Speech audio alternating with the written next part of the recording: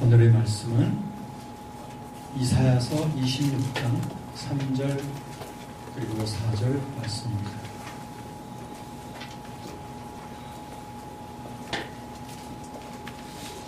주께서 심지가 견고한 자를 평강하고 평강하도록 지키시리니 이는 그가 주를 신뢰함이니이다.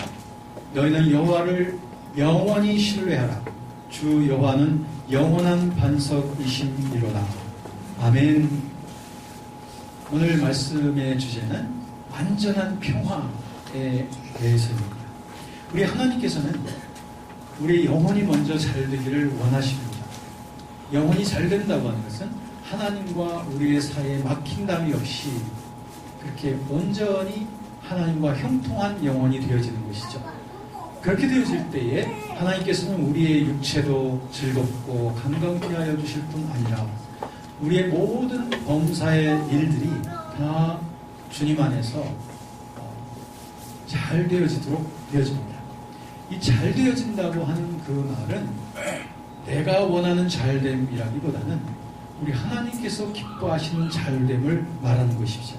다시 말하면 우리 영혼이 우리 하나님을 향하여 더욱더 성숙되어져 갈 수 있는 방향으로 잘 되어져 간다는 그 말이 되겠습니다. 그래서 하나님의 이 뜻은 절대 변함이 없어요. 하나님이 우리를 다스리시고 또 우리 하나님께서 우리를 키워가시면서 언제나 흔들리지 않는 목표를 향해서 우리를 이끌어 가시는 것입니다. 그렇기 때문에 우리들은 이런 하나님의 질서를 잘 이해해야 될 필요가 있다고 하는 것이죠.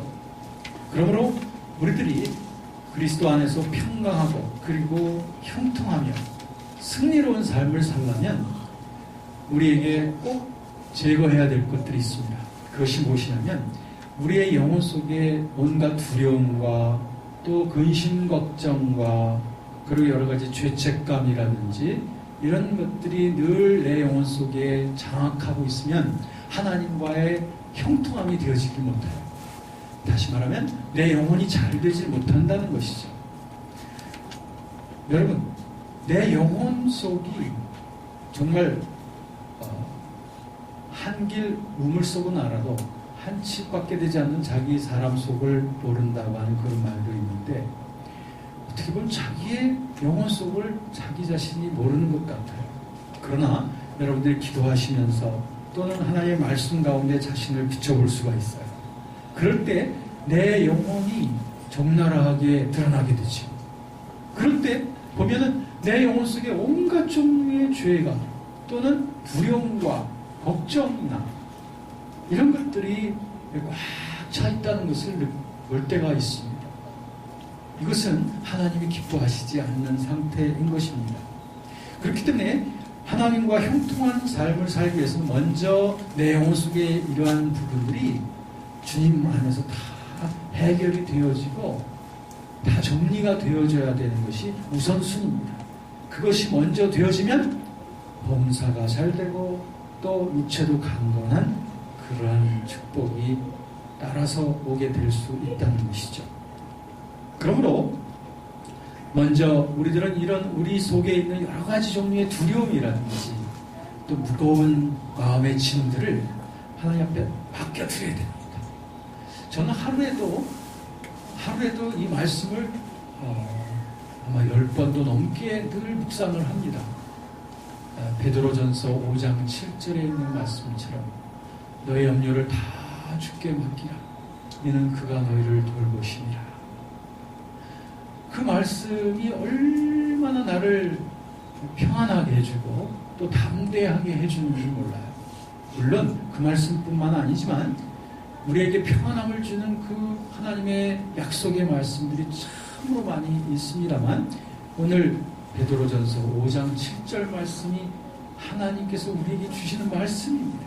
약속의 말씀이고 명령의 말씀이기도 해요.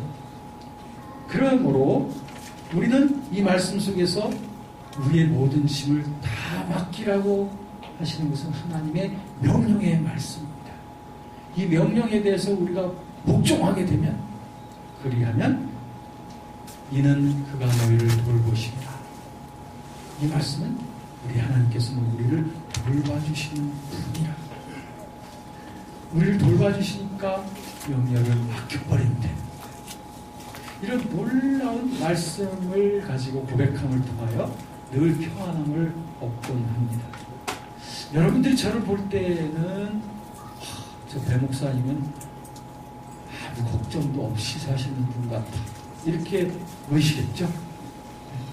사람들이 그런 말 해요. 제 얼굴만 보면 마음이 평안해집니다. 우리 아파트의 엘리베이터에 이렇게 가끔 만나는 우리 엘리베이터 같이 쓰시는 그런 우리 이웃들이 있는데, 나이 많으신 예수님 안 믿으시는 할머니, 할아버지 분들이 있어요. 근데 엘리베이터에서 딱 만나면 이분들은 제 얼굴을 그냥 보시면서 그러셔요. 그런데 어느 날은 저한테 얘기하기를, 우리 바깥 어른이 그러는데, 저 9층 아저씨만 보면은 그냥 마음이 편해지신다고, 마음이 편해지신다고 그렇게 자기한테 그러더래요. 그래서 그래, 우리들은 주님의 빛을 전하는 자들인데, 제가 그분에게 교회 가십시다 그런 말은 한마디도 안 했지만, 그래도 저분들은 생각하기를 우리가 교회 다니는 거 알고, 그러니까 교회 다니니까 저렇게 마음이 편안한가 보다, 그렇게 생각하시겠지.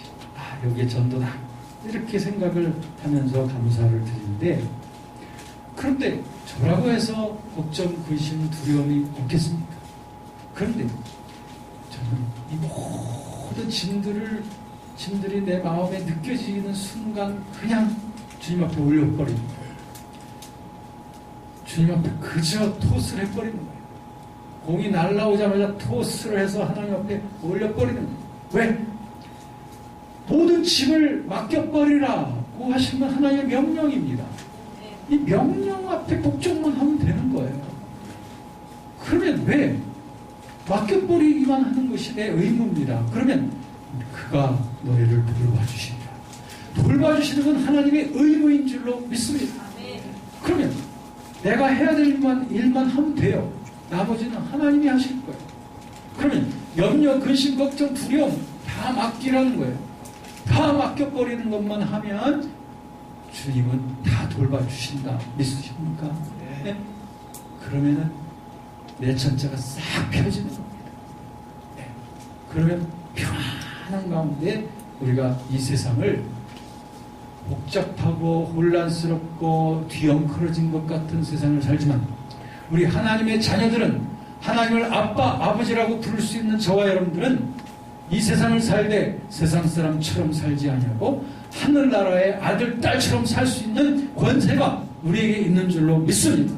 그러므로 모든 종류의 근심, 걱정, 두려움 다 맡겨버리세요. 그게 믿음입니다. 믿음이 있는 자가 하나님을 기쁘시게 하는 겁니다. 믿음이 없으면 하나님을 기쁘시게 못해요. 누가 믿음이 없는 자인가요? 맡겨버리지도 않고 끝까지 붙잡고 있는 자가 믿음이 없는 자인 거예요. 하나님은 믿는 자가 되라고 말씀하신 것입니다. 저와 여러분들 어떤 종류의 두려움, 걱정, 근심, 마음의 모든 무거운 짐들을 순간순간 주님 앞에 맡겨버리고 다시 되찾아오지 마시는 여러분 되시기를 주의 이름으로 축원합니다. 이런 무거운 짐들 중에는 또 죄책감이라는 게 있습니다. 우리가 세상을 살다 보면 하나님 앞에 범죄할 때도 있으며, 때로는 이웃들이나 사람들 앞에 범죄할 때도 있습니다. 이럴 때 우리 마음속에는 죄책감이 생기는 것은 당연한 일입니다. 죄를 지었으면 죄책감이 생겨야 당연한 것이죠. 그런데 이 죄책감이 생겼을 때는 하나님께서 이런 죄책감을 주시는 것은 그 죄책감을 느끼고 빨리 회개하라고 죄책감을 주시는 거예요. 죄책감을 계속 끌어안고 계속 그 마음 가지고 계속 가게 되면 점점 마음이 강팍해지고 둔해지게 되며, 그래서 하나님과의 영적 교제가 자꾸 약해지는 거예요. 영적인 능력이 약해지는 거죠. 그렇기 때문에 이 죄책감의 문제는 빨리빨리 해결하는 것이 제일 좋습니다. 그러면 죄책감을 느낄 때 어떻게 해야 되느냐 하면, 죄책감을 느낄 때는 우리는 당연히 해야 될 일 있죠. 요한일서 1장 9절에 보면 너희가 무엇이든지 너희 죄를 자백하면 그러면 주님께서는 미쁘시고 의로우사, 미쁘시다는 것은 faithful, 아주 신실하시다는 거예요. 신실하시고 의로우셔서 우리 죄를 사해 주시고 우리 속에 있는 모든 unrighteousness, 모든 부정한 것들을 뽑아내 주신다. 부정한 것들을 깨끗게 해주신다. 어떻게 하면? 우리 죄를 자백하면. 네, 그렇습니다. 우리가 주님 앞에 내가 죄 졌습니다. 이런 거 잘못했습니다. 다시는 안 할게요. 주님 용서해 주세요. 라고 주님 앞에 자백을 하면 거기까지가 우리가 해야 될 일이에요. 그러면 그 다음은 용서해 주시고 깨끗게 해주시는 것은 주님이 하시는 일입니다. 믿습니까? 그러므로 우리가 해야 될 하나님께서 하시는 일, 이것들을 우리가 정확히 구분해서 우리가 해 나갈 때에 우리들은 주님의 용서하시는 은총을 받아서 그래서 우리의 영혼 속에 죄사함의 확신을 주시는 것입니다.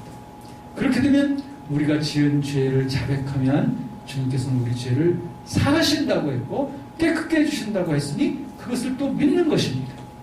믿으면 주님의 죄 용서의 은총이 내 영혼 속에 적용이 되어져서 그래서 죄사함의 확신을 갖게 되죠. 이렇게 해서 우리들은 죄책감으로부터 해방받게 되는 것입니다. 여러분, 오늘 본문 말씀에 보면 우리 하나님께서 누구에게 평강을 주신다라고 말했냐면 심지가 견고한 자에게 평강을 주신다. 그렇습니다. 누가 심지가 견고한 것인가? 하나님 앞에 믿음이 있는 자를 말하는 거예요. 아주 주님 앞에 faithful한 자를 말하는 거예요. 다시 말하면 두 마음을 품지 않고 하나님 앞에서 진실하게 서 있는 자를 말하는 것입니다. 이것은 무엇이냐면 바로 하나님 앞에 믿음의 관계 속에 살고 있는 자를 말하는 것입니다. 이러한 자에게 하나님께서 평화를 주시겠다. 평강에서 평강을 넘치게, 여기 보니까 평강을 2번이나 썼습니다. 평강하고 평강하도록 지켜주신다. 넘치는 평강을 주신다 라고 하는 거예요. 견고한 자는 누구냐? 주님을 신뢰하는 자이다 라고 하는 것입니다. 여러분, 이제 새로운 2014년도를 이제 맞이하시는 여러분들에게 다른 어떤 축복보다도 먼저 마음이 믿음 안에서 평강 가운데 늘 나가는 이 축복이 있기를 주의 이름으로 축원합니다. 아멘. 이것이 세상의 최고의 축복입니다. 아멘. 마음의 평강, 어떤 요란한 세상 속에서도 흔들리지 않는 평강, 어떤 두려운 일이 다가와도 두려워하지 않는 평강, 어떤 유혹이 다가와도 흔들리지 않는 평강, 언제나 주님을 바라보고 언제나 주님의 손을 붙잡고 살아감으로 말미암아 얻어지는 이 평강이 우리 영혼 속에 가득 넘치는 저와 여러분이 되어지기를 주의 이름으로 축원합니다.